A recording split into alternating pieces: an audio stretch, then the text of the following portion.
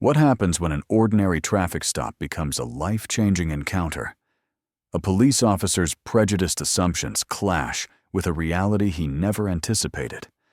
The person he's targeting happens to be the very individual who controls his professional destiny.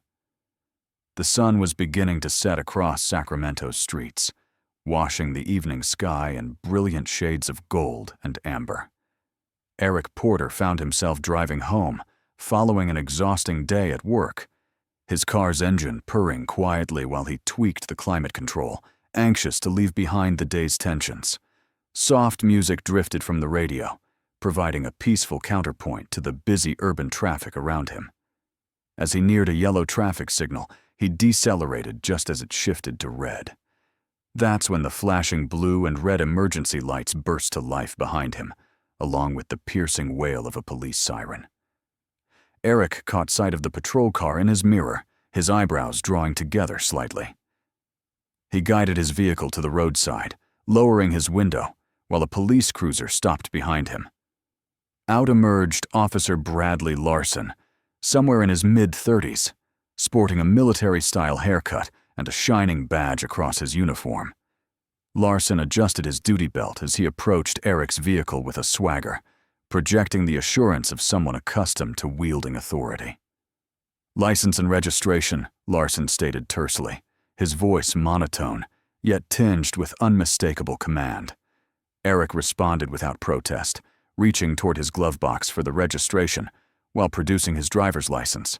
His actions remained measured and composed, though he sensed Larson's intense stare examining him, as though hunting for justification to probe further. "Are you aware why I stopped you?" Larson inquired, bending closer to the window. "I'm not completely certain," Eric answered calmly, his manner courteous yet resolute. "You failed to make a complete stop at that signal," Larson declared, though his voice carried a hint of uncertainty. Eric's brow creased, but he gave a slight nod. "I understand. I believed I'd slowed sufficiently, but I get it." Larson remained silent for a moment. Instead, he hesitated, his gaze sharpening as he examined Eric more intently. This had evolved beyond a standard traffic stop, at least from Larson's perspective. His stance altered subtly yet perceptibly, suggesting he'd already concluded this involved more than a simple violation. The officer studied the license in his grip. "You're not local, are you?" he questioned. Eric paused briefly before responding. "I relocated here several months back. The address is right there on my license." But Larson wasn't genuinely paying attention. His inquiries were beginning to carry an undertone, sufficient to imply his concerns had moved beyond traffic infractions. Eric's composed bearing appeared to aggravate him, and he moved closer. "Where were you rushing off to?" "Simply heading home," Eric answered. His voice stayed level, but the subtle change in atmosphere was undeniable. Larson no longer viewed Eric merely as a motorist. He perceived something different, something that merited distrust. Eric sensed the mounting tension, yet he remained unfazed. Unknown to Officer Larson, that calm facade wasn't innocence, it was self-control. This was merely the opening act. Larson stepped backward, creasing Eric's paperwork with deliberate slowness before sliding them into his uniform pocket.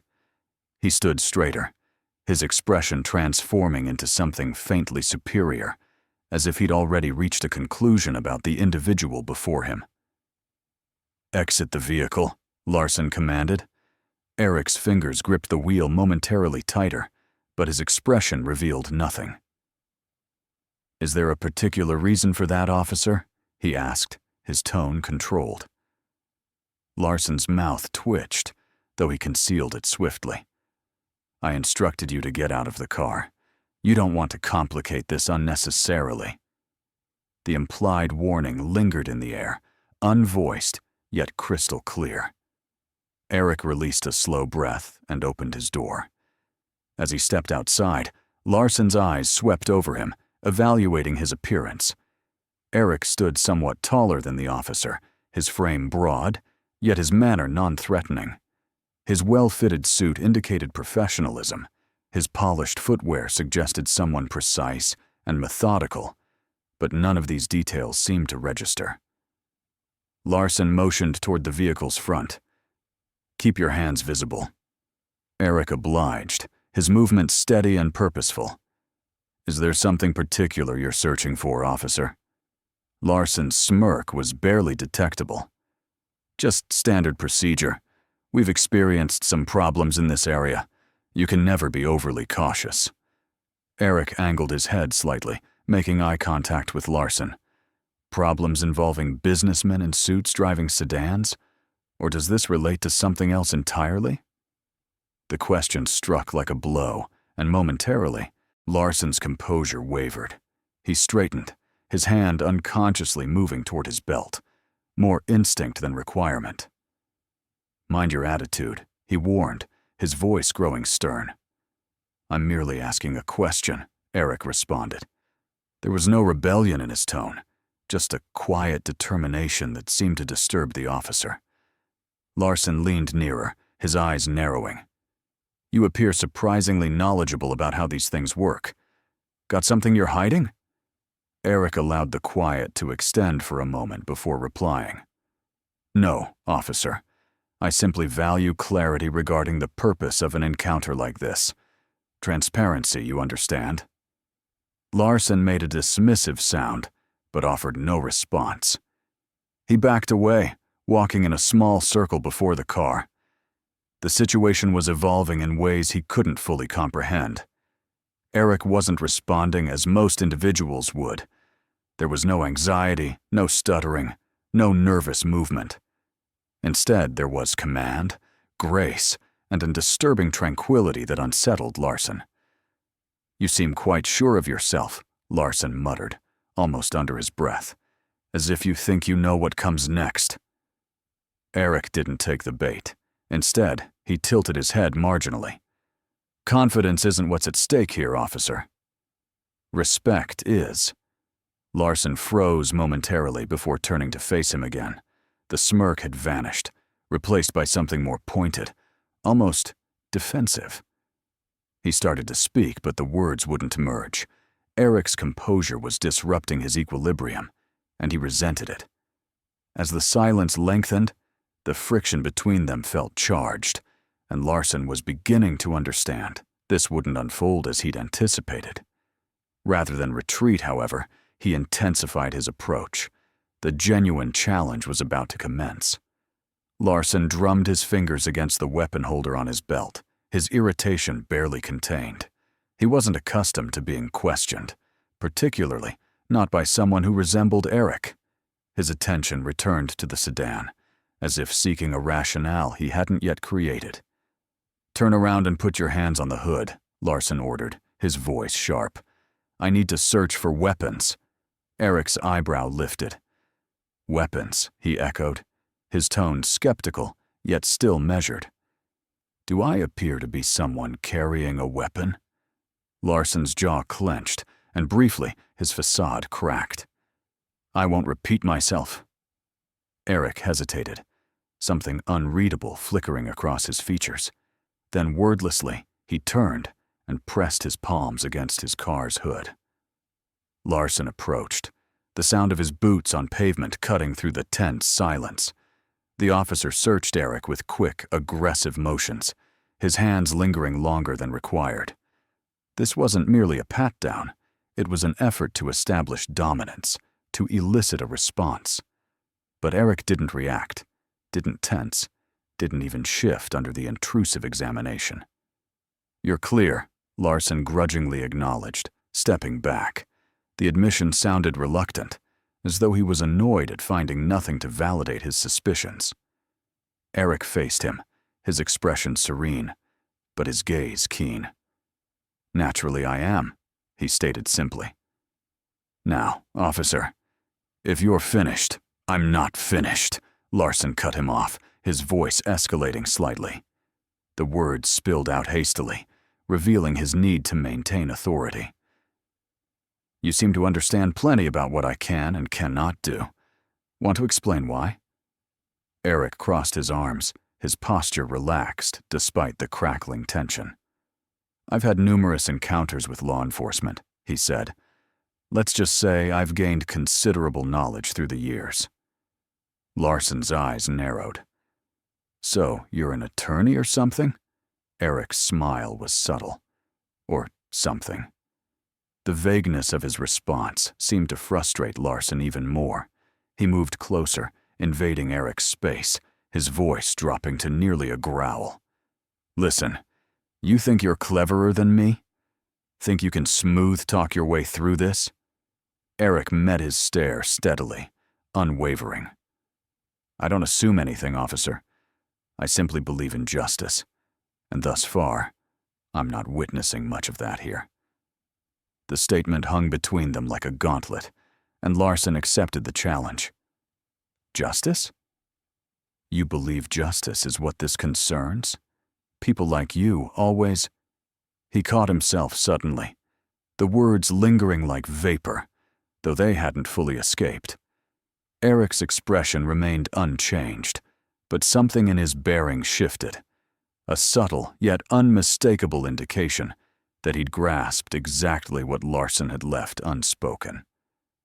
People like me, Eric repeated, his voice quiet, but loaded with significance. Larson bristled, retreating as if recognizing he'd just crossed a boundary he couldn't uncross. You understand what I mean? He mumbled, though his tone lacked the certainty it had possessed moments before. I believe I do, Eric replied softly. His calmness was no longer passive. It was razor-edged, slicing through the pretense like a knife.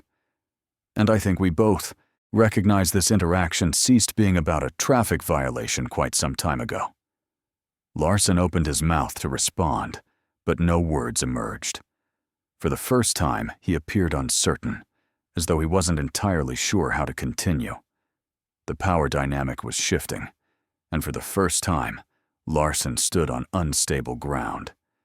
But the moment of truth was yet to arrive, and it would be one he'd never forget. Eric's voice cut through the heavy silence, steady and unwavering. Officer, I believe it's time you learned who I am. Larson's brow furrowed, his irritation returning. I don't care who you are, he snapped back, though the slight tremor in his voice suggested otherwise. Eric reached into his pocket, his movements slow and deliberate. I'm retrieving my badge, he said calmly, observing Larson's hand twitch near his holster. No need for dramatics. I want you to see this. The words hung there, heavy with unspoken meaning. Larson's eyes tracked Eric's hand as he withdrew a leather wallet and opened it, revealing a gleaming badge. Eric Porter, Eric said, his tone as casual as if he were introducing himself to a neighbor. Chief of Internal Affairs, Sacramento Division. Larson went rigid. His eyes jumped between the badge and Eric's face, searching for any indication this was some kind of joke, but there was no amusement in Eric's expression, only quiet authority and a trace of disappointment. Internal Affairs, Larson repeated, his voice breaking slightly. Yes, Eric interrupted, sparing him the difficulty of completing the thought. I supervise officer behavior. My role is to ensure that those wearing this badge maintain the integrity and principles it's supposed to represent. Larson's face drained of color, his confident demeanor crumbling in real time. He took a small step backward, his hand dropping from his belt as if the weight of his own authority had suddenly become unbearable. Eric moved forward, closing the distance Larson had instinctively created. Do you know what's been the most disturbing aspect of this encounter, Officer Larson? He asked, his voice calm but penetrating. Larson couldn't answer. He looked like someone who had just realized he'd stepped into quicksand with no idea how to escape. It's not the profiling, Eric continued, though that's troubling enough. It's not the unfounded escalation either. It's the fact that you've done all of this without even realizing who you were addressing. You assumed I wouldn't know my rights, that I wouldn't understand the laws you've sworn to uphold. And why? Larson's mouth opened, but no sound came. Eric's gaze pierced him, relentless. Because I didn't match your notion of someone deserving respect, Eric concluded for him. His words weren't angry, but they carried the force of an accusation. And that's not just a problem for me, officer. That's a problem for everyone you encounter while wearing this uniform. Larson's shoulders dropped slightly, the full impact of Eric's words settling squarely on him. He glanced down at the badge in Eric's hand again, as if it might somehow vanish if he didn't look too closely. Eric stepped back, giving Larson space to breathe, but his voice maintained its edge. "Here's what will happen," he said. "You're going to step back, return my documents, and think very carefully about your next words." Larson's lips parted, but he hesitated, clearly weighing whether to resist or comply. The hesitation cost him, and Eric added, his voice lowering slightly, "You'll be hearing from me again. Not as a driver, you stopped roadside, but as the person responsible for determining whether you're suitable to wear that badge." Larson swallowed hard, his face reddening as the gravity of the situation sank in. He reached into his chest pocket and extracted Eric's license and registration, his hands shaking slightly as he handed them over. Eric accepted them without comment, placing them in his wallet. He moved toward his car's driver door, pausing with one hand on the handle. He looked back over his shoulder, meeting Larson's gaze one final time. "Remember this, Officer Larson," Eric said. "The badge doesn't make you superior to anyone. It makes you answerable to everyone." As Eric settled back into his car and started the engine, Larson remained standing in the diminishing light, his confidence shattered and his future uncertain. But for Eric, this was far from over. His next action would send ripples throughout the entire department. The drive home was silent, but Eric's thoughts were anything but.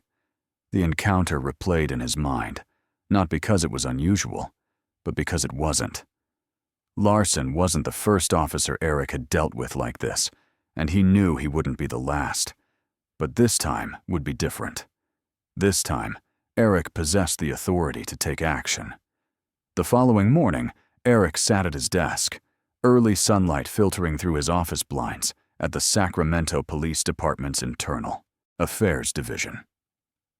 A file lay open before him, Officer Bradley Larson.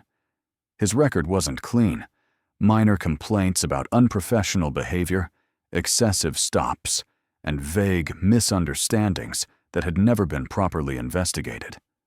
Eric leaned back in his chair, fingers steepled as he considered the broader implications. Larson wasn't an exception. He was a symptom of a deeper issue, and Eric had no interest in applying a temporary fix to a serious wound. A tap on his office door broke his concentration. His assistant, Linda, entered carrying a stack of reports. "Good morning, Mr. Porter. I have the summary of last month's misconduct cases. Also, Chief Daniels asked me to remind you about the departmental review next week." Eric nodded, accepting the files from her. "Thank you, Linda. Could you also arrange a meeting with Chief Daniels for this afternoon? There's something I need to discuss with him." Linda paused, detecting the gravity in Eric's tone. "Certainly," she said before leaving the room. Eric returned his attention to Larson's file, but his focus extended beyond just this officer. This was larger than one person and one incident. It concerned the culture that allowed someone like Larson to feel justified in his actions. And if Eric understood anything, it was that culture began at the leadership level. Later that afternoon, Eric sat opposite Chief Daniels in a conference room. Daniels, a seasoned veteran with graying hair and a straightforward manner, leaned back in his chair, listening carefully as Eric recounted the traffic stop. "I could have dismissed it as just another poor interaction," Eric said, his voice steady but determined. "But that would have been wrong. Larson's conduct isn't an isolated case. It reflects how much progress we still need to make." Daniels massaged his temples, exhaling slowly. "This isn't the first time Larson's name has surfaced," he admitted. "But we've always managed it internally, discreetly. "And that's the issue," Eric replied. "Discretion doesn't solve anything. Discretion allows it to continue. It's time to be open about this." Daniel studied him, the weight of the conversation evident in his expression. "What are you suggesting?" "A department-wide review," Eric said without pause. "Not just of individual officers, but of our training, our procedures, our accountability measures. We can't keep ignoring this. If we don't hold ourselves to higher standards, how can we expect the community to trust us?" Daniels leaned forward, his hands clasped on the table. "You're going to upset people with this approach." "Good," Eric said simply. "It's past time someone did." The following weeks were a blur of meetings, interviews, and reports. Eric worked relentlessly, gathering data, speaking with officers, and conducting public forums to hear directly from the community. The Larson incident became a catalyst for transformation, a pivotal moment that forced the department to face its shortcomings directly. Larson, meanwhile, faced an internal hearing.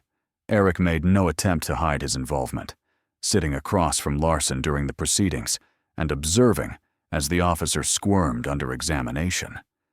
The hearing resulted in a suspension, but Eric understood the real success wasn't in punishing Larson. It was in preventing the next Larson.